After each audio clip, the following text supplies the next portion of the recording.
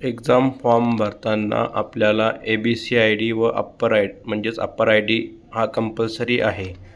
आज बऱ्याच विद्यार्थ्यांचा फोन आला की अप्पर आय डी किंवा ABCID त्यांच्याकडे नाही, म्हणून हा व्हिडिओ आपण तयार करतो आहे.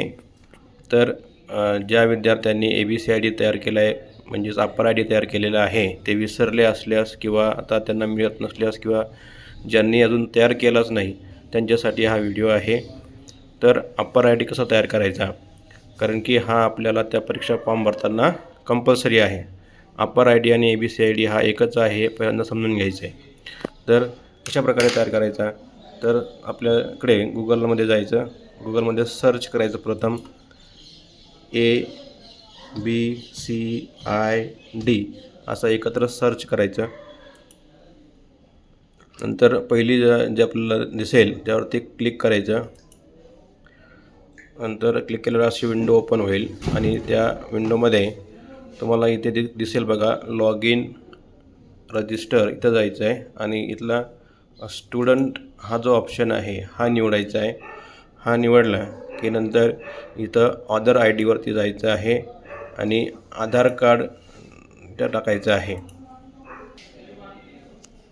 तर आपला आधार कार्ड इथे आपल्याला पहिल्यांदा एंटर करायचं आहे. इथं वरती आधार कार्ड सिलेक्ट करायचं आहे अदर आय डीमध्ये आणि आधार कार्ड एंटर करायचं आहे. जो आपला आधार कार्ड असेल तर तो आधार कार्ड एंटर करायचा आहे.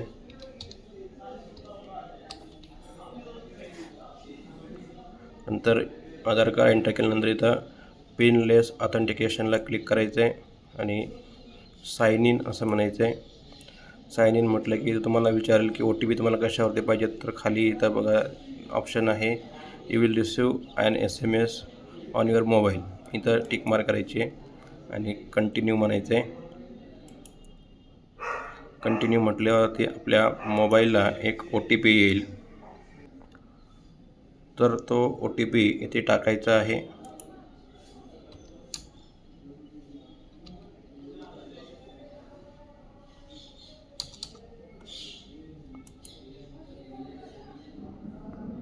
OTP टाकल्यानंतर अशा प्रकारचा विंडो आपल्यासमोर येईल, त्याला अलाव म्हणायचं आहे.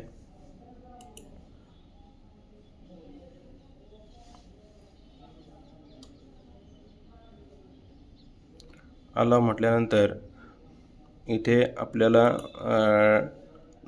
लिहायचं आहे न्यू ॲडमिशन. तर विचार तुम्हाला सिलेक्ट आयडेंटिटी टाईप म्हटल्यावरती न्यू ॲडमिशन म्हणायचं आहे. इथे विचारेल तुम्हाला कुठली तुमचं युनिव्हर्सिटी आहे किंवा बोर्ड आहे, इन्स्टिट्यूट आहे, तर इथं सर्च करायचं सावित्रीबाई फुले पुणे युनिव्हर्सिटी.